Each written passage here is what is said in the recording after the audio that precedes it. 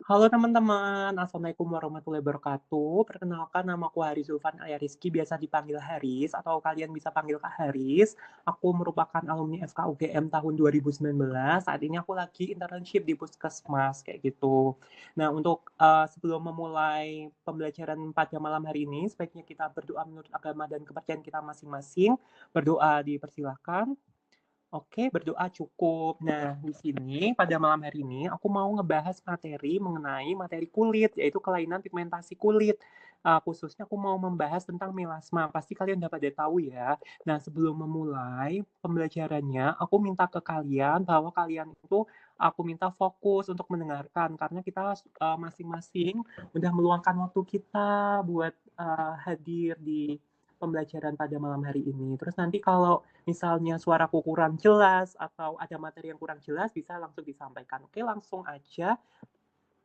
Nah, pasti kalian udah pada tahu kan apa sih kulit itu. Nah, kulit itu ini kulit, ini kulit, ini kulit, kulit. Nah, benar. Jadi kulit itu untuk pengertiannya sendiri, kulit merupakan organ terbesar pada tubuh kita.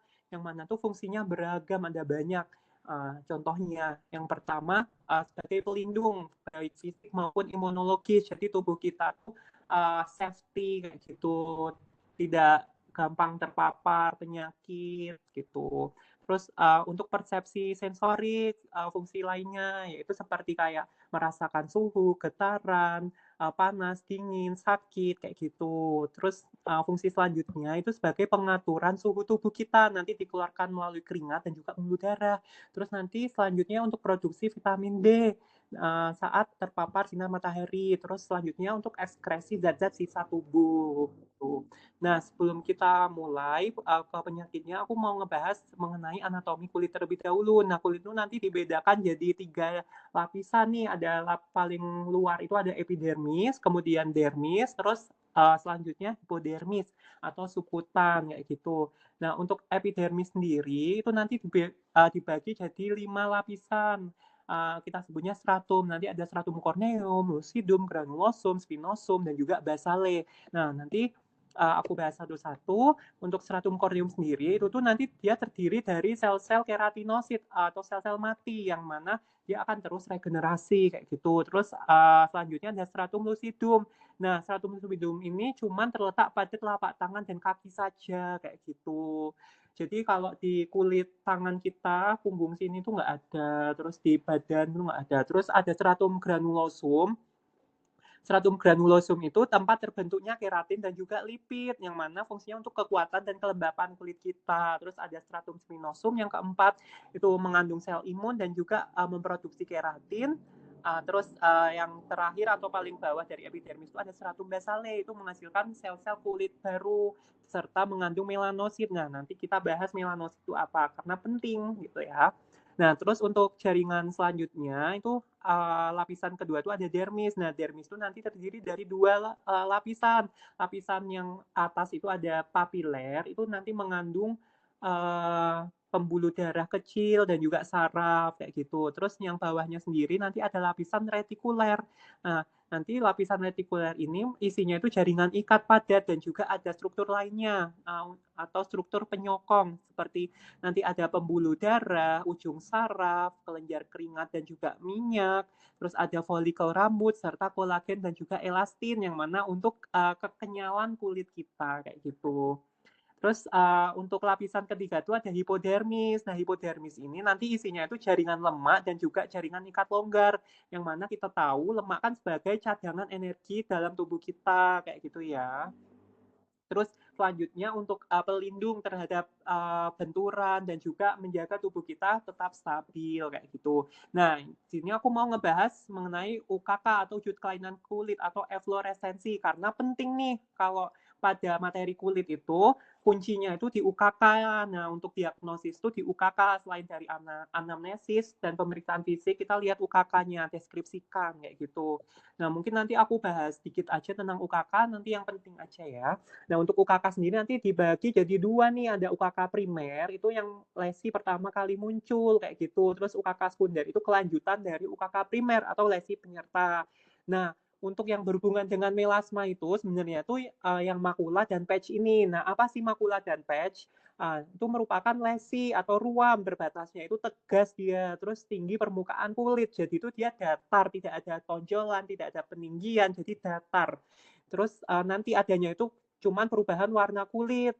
Nah, nanti tergantung bisa hipermelanosis atau, warna hitam dan juga hipomelanosis atau warna putih, kayak gitu. Nanti untuk bedainnya dari ukurannya. Kalau makula itu diameternya kurang dari 1 cm, kalau patch itu diameter lebih dari 1 cm. Nah, mungkin nanti aku bahas UKK selanjutnya ini singkat aja ya, seperti papul dan plak ini, nanti dia itu tonjolan, isinya zat padat, nanti dibedain dari ukuran. Terus ada nodul, nodul tuh kayak papul, nah nanti isinya itu massa padat sirkumkripta, kayak gitu. Terus ada vesikel dan juga bula. Nah, ini tuh merupakan kayak gelembung, isinya itu cairan bening atau serous. Nah, nanti bedainnya dari ukuran. Terus ada pustul, pustul itu kayak vesikel tapi isinya nanah. Kalau vesikel kan tadi isinya bening kayak gitu ya. Terus kista, kista itu dia itu benjolan atau kapsul yang mana isinya cairan, sel dan juga debris. Terus ada urtikari. Urtikari itu edem setempat yang mana timbul mendadak pada beberapa orang terus hilang sendiri. Terus ada squama, squama itu dia itu kayak kulit yang tetel gitu, jadi kayak lapisan kulit putih-putih yang tetel gitu. Nah itu merupakan stratum corneum yang terlepas. Terus ada krusta, krusta itu kayak nanti cairan tubuh yang mengering di atas kulit, nanti biasanya warna kuning kayak terus. Terus ada ekskoriasi itu kehilangan jaringan sampai papila dermis biasanya kayak titik merah gitu. Nanti ada likenifikasi itu penebalan kulit. Nanti bentuknya itu kayak garukan kayak gitu. Terus ada visura, visura itu kehilangan jaringan dari epidermis sampai dermis, sedangkan erosi itu cuma sampai epidermis aja. Kalau ulkus dia itu kehilangan jaringan sampai lebih dari dermis, jadi dalam banget kalau ulkus. Terus ada abses itu kumpulan pus dalam jaringan kayak gitu. Nah, langsung aja aku bahas tentang melasma ya. Untuk melasma sendiri merupakan gangguan pigmentasi kulit yang mana kelainan pigmen itu merupakan perubahan warna kulit, bisa jadi putih, terus hitam, coklat, nanti berdasarkan penyebabnya. Terus nanti sifatnya itu makular atau datar gitu. Terus untuk warna kulit sendiri itu merupakan gabungan dari beberapa kromofor sebenarnya, seperti melanin memberikan warna coklat, oksihemoglobin merah, deoksihemoglobin biru, dan juga karoten itu warna kuning keorenan. Nah, aku mau bahas yang melanin karena berhubungan dengan melasma. Nah, untuk melanin sendiri itu nanti diproduksi oleh sel, namanya itu sel melanosit, atau dia itu merupakan sel dendritik kayak jari gini, nanti letaknya tuh dia di stratum basali, jadi di epidermis yang bagian bawah gitu. Nah, untuk sintesisnya nanti dikontrol oleh hipofisis mau MSH yang mana dipengaruhi oleh hormon estrogen dan juga androgen. Terus melanin itu juga bisa nih distimulasi oleh radiasi UV gitu. Nanti terdapat dua macam melanin. Yang pertama ada eumelanin memberikan warna coklat, sedangkan pheomelanin itu memberikan warna merah atau terang. Nanti ada pathway-nya atau pembentukan sintesis melanin. Nah, ini merupakan pembentukannya ya. Nah, awal mulanya itu dia itu dari tirosin. Tirosin ini merupakan asam amino yang mana dia akan diubah jadi dopa menjadi dopaquinon oleh enzim namanya enzim tirosinase. Nah, nanti di sini ada dua percabangan. Nanti sini untuk menentukan warna gelap atau terang. Nah, nanti kuncinya itu ada di cysteinnya ini, cystein. Nah, misal kalau nggak ada cystein, nanti dopaquinon diubah menjadi L-dopa. Nah, nanti L-dopa itu diubah menjadi dopakrom, jadi quinon, dan hasil akhirnya itu eumelanin, memberikan warna coklat atau gelap. Terus misalnya ada cystein, nanti dia dopaquinon diubah menjadi cystein dopa. Terus untuk hasilnya itu pheomelanin, memberikan warna merah atau terang, kayak gitu. Nah, untuk kelainan pigmentasi itu nanti kita sebut melanosis namanya. Nah, itu untuk melanosis sendiri itu kelainan pada proses pewarnaan pigmen melanin kulit kayak gitu. Nanti dibagi jadi dua, ada hipermelanosis atau melanoderma. Nanti itu produksi melaninnya itu berlebih, sedangkan hipomelanosis atau leukoderma itu produksi melaninnya berkurang. Nah, untuk melasma sendiri dia itu merupakan hipermelanosis didapat. Nanti lesinya itu, merupakan warna coklat simetris, irreguler, yang mana mengenai daerah pipi, dahi, bibir, hidung, dan dagu. Jadi di area wajah biasanya, karena sering terpapar sinar UV. Nah, untuk epidemiologinya sendiri, nanti dia bisa mengenai semua ras. Nah, terutama penduduk tropis, terus lebih sering pada wanita, terus usianya itu lebih sering 30 sampai 44 tahun, yaitu usia subur, yang mana sering terpapar sinar matahari dan juga dapat mengenai wanita hamil, kontrasepsi seperti KB dan juga kosmetik serta obat tertentu. Nah, ini untuk etiologinya tadi ada sinar UV, hormon, obat, genetik, keras, kosmetik, dan idiopatik. Nah, untuk klasifikasinya sendiri nanti dibagi jadi beberapa. Yang pertamanya ada gambaran klinis dari jadi untuk yang pertama itu ada sentrofasial, center fasial wajah. Jadi biasanya mengenai daerah dahi, hidung, pipi, dan hidung dan bawah hidung dan juga dagu. Nah, ini paling banyak ini tipe ini. Terus ada tipe malar, dia tuh kayak kupu-kupu. Jadi melasmanya itu cuman di daerah hidung dan juga lateral pipi gitu. Terus ada mandibula, ya udah kena di mandibula. Terus nanti klasifikasi berdasarkan lampu Wood. Nanti ada tipe epidermal, biasanya itu nanti jelas warna coklat. Kalau dermal itu nanti kurang jelas warnanya. Terus ada tipe campuran itu nanti ada yang jelas, ada yang enggak. Terus ada tipe kulit gelap, itu biasanya sulit untuk dilakukan pemeriksaan. Nah, nanti kalau berdasarkan histopatologi, nanti dibedakan jadi tipe epidermal, biasanya warnanya coklat dan terletaknya itu di stratum basalis, tapi bisa di stratum lainnya seperti corneum dan juga spinosum. Terus melasma tipe dermal itu nanti coklat kebiruan, nanti ada juga makrofag yang bermelanin karena dia memakan si melanin tersebut. Nah, untuk gambaran klinisnya biasanya ini untuk UKK-nya nanti ada lesi makula berwarna coklat tua, bisa muda, batasnya tegas, simetris, dan juga tipinya itu irreguler. Nah, untuk pemeriksaan tunjangnya nanti bisa histopatologi, mikroskop elektron, dan juga lampu Wood. Untuk diagnosanya sendiri biasanya itu bisa langsung dilakukan dengan pemeriksaan klinis dan juga anamnesis.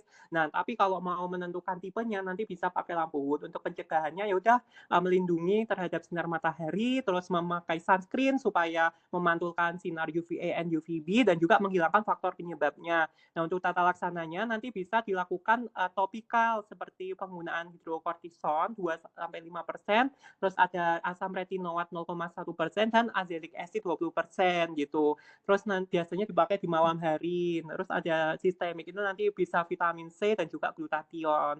Nah, untuk secara spesialis itu dilakukan oleh dokter DVE yang mana nanti mengoleskan glycolic acid itu 50-70% setiap 3 minggu, nanti 6 kali setiap 4-6 menit. Nah, nanti sebelumnya dikasih tuh krim asam glikoat yang lebih kecil 10% selama 2 minggu. Terus nanti bisa bedah laser menggunakan Q-switch, Ruby, dan laser argon. Nah, ini untuk diagnosis bandingnya ada freckles dan juga lentigo solaris. Nah, sama-sama dia tuh makula hiperpigmentasi, tapi dia itu predileksinya juga sama-sama di wajah loh.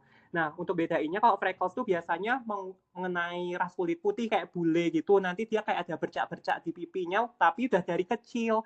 Nah, nanti sedangkan kalau lentigo itu juga sama, lesi makula hiperpigmentasi, tapi dia predileksinya bisa mengenai punggung tangan dan juga wajah. Nah, terus untuk faktor resikonya juga pada ras kulit putih, terkena sinar matahari, dan biasanya tuh usia tua.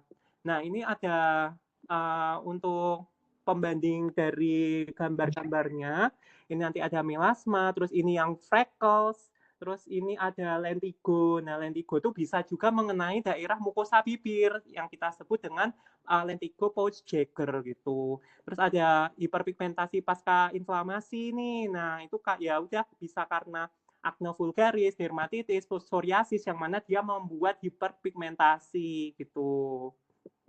Nah, mungkin cukup sekian aja. Mungkin kalau ada yang ingin ditanyakan, langsung aja bisa ditanyakan. Kalau nggak ada, aku akhiri. Wassalamualaikum warahmatullahi wabarakatuh. Dadah.